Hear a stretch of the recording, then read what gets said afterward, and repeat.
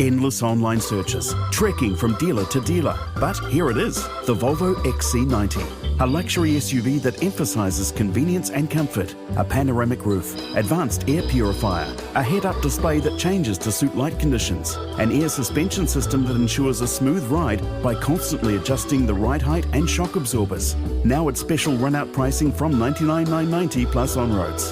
Visit Volvo Cars and discover why the Volvo XC90 is the vehicle for right now. You're listening to the Weekend Sport Podcast with Jason Pine from News Talk ZB. Let's get you across the Tasman. Our Australian correspondent Adam Peacock standing by. You've got your golf in nice and early. You're all unencumbered. You can chat to us. All done, Piney. All done. It was a warm day here. Very, very warm. But, glad to be out of the afternoon sun.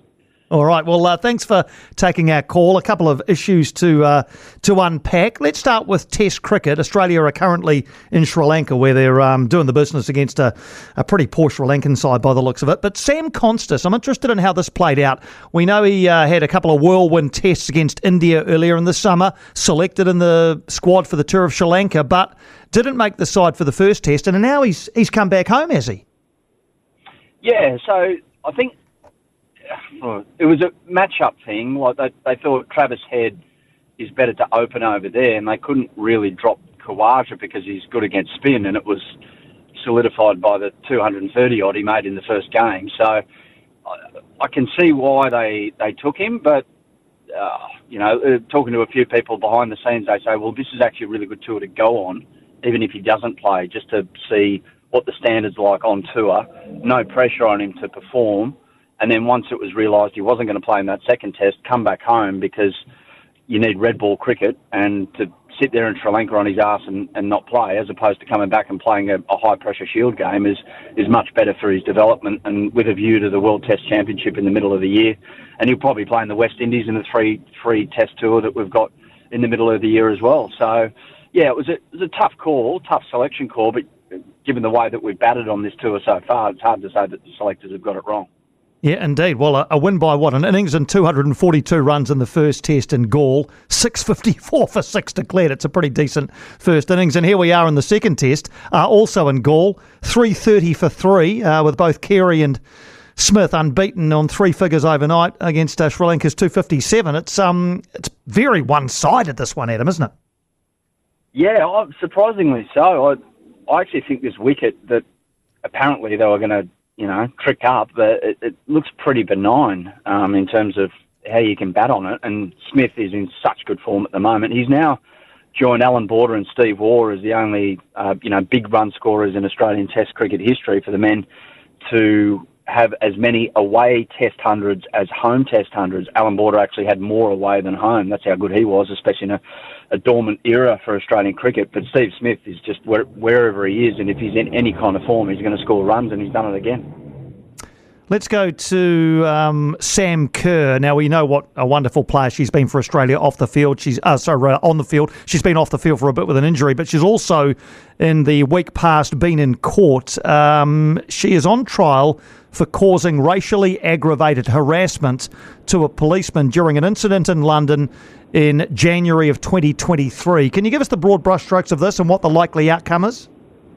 Yeah, so it's all in front of a magistrate still, so that we're waiting the outcome. But there's body cam footage being released, so they've been in court herself, her partner, the police officer in question, and other people surrounding the whole incident in question. Look, there's a debate over here mainly surrounding Sam Kerr, whether or not she has leadership status going forward for the Matildas. I don't think there's anyone who says that she should never play for Australia again, and that's just frankly draconian. But everyone's awaiting the judgment and the full facts to come out and the court of law to make its judgment. But yeah, there's a fair old debate saying, well, is this really captaincy behaviour if she is found guilty of it? And until that point and we find out if it's guilty or not guilty, we'll wait and see. But yeah, it's not an appetising look, and it might go to explain why Sam, over the past 2 years, maybe she's been in a stressed state of mind, and that's why she's had injury after injury. She's just not been able to get on the park. She has that calf injury at the World Cup, barely able to play. Scores a wonder goal in the semi-final, but then blows out her knee, and she's been missing for over 13, 14 months now. So it's all it's all really unfortunate for everyone involved. But yeah, just have to wait for the courts to make their judgment, really. What about the court of public opinion? Does it? I mean, 'cause she's a darling of Australian sport. Is most public opinion on her side? Yeah, it's really split, actually. People, who, it's down those lines of if you support, the growth of the Matildas and also admire someone like Sam Kerr, it's like, well, yeah, she felt she was pushed in that position and, felt like scared almost when she was in the police station, where you got people on the other side saying, well, no, she hasn't behaved to the standard of what you would expect of a captain of any sporting team in this country. She should be held to account. So, yeah, people have charged off in every direction and making their judgment based on what they've seen and some evidence presented this week without probably knowing the full facts of everything that's gone on in that incident and awaiting that judgment as well, which I'm of that latter opinion, that just all chill out and wait for everything to come out and then maybe make the judgment. Indeed.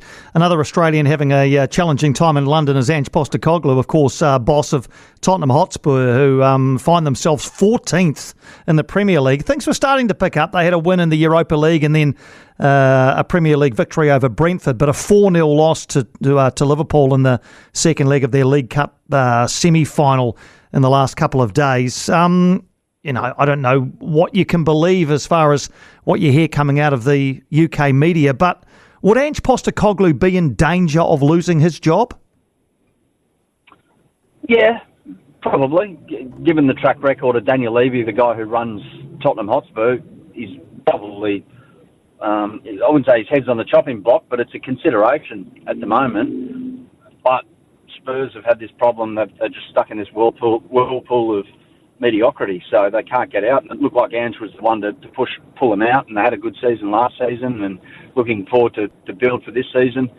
I think we've mentioned it before, Piney, he just can't get his best team on the park, and whether or not that's because of the style of play and the training load that he's given his team, I can only guess it is. So is there a major adjustment got to take place there? Otherwise the ultimate adjustment comes and Ange loses his job. So yeah, it's very much a job in question. Over here, everyone's hoping that he does keep the job because it's good for Australian football to have someone like him in a role like that. It kind of helps our reputation. So we'll wait and see. He's just got to get through this period and see how the Europa League turns out. I think he'll be given a bit more time. I don't think they'll sack him in the next couple of weeks. You never really know with Daniel Levy, but I think until the end of the season is probably the most sensible kind of way of looking at it at the moment. But it's English football, and sometimes sensibilities fly out the window, don't they? They certainly do. They do. Hey, Sydney Derby tonight too in the A-League. Sydney FC, Western Sydney Wanderers. I'm not sure this has reached the heights that it has previously in terms of the rabid support that used to be around. You're not heading along tonight to Allianz? I am, actually. I'm going to get along and have a look. I've got the free date in the calendar after all the tennis and things. So, yeah, I'm actually looking forward to it. I think it'll be a good game. These two sides, I don't think they have the capacity to play disciplined football and shut out the opposition, which means that anything could happen. I think there's players on both sides, and yeah, hopefully we get a crowd of over 30, because anything over 30,000 at Allianz Stadium, it's a fantastic atmosphere. So yeah, it should be a good night of football for over here, and yeah, it's chucking along the A-League without any spectacular kind of cut through, if you like. Nothing like we've seen in Auckland this season, but it's going okay and developing players, so that's the main thing. Good stuff. Great to chat as always, Adam. Enjoy the rest of your weekend, and we'll catch up again next Saturday. You too. Thanks, Piney. Have a good one, mate. Adam Peacock, our Australian correspondent there out of Sydney. He joins us around this time every Saturday afternoon. For more from Weekend Sport with Jason Pine, listen live to News Talk ZB weekends from midday or follow the podcast on iHeartRadio.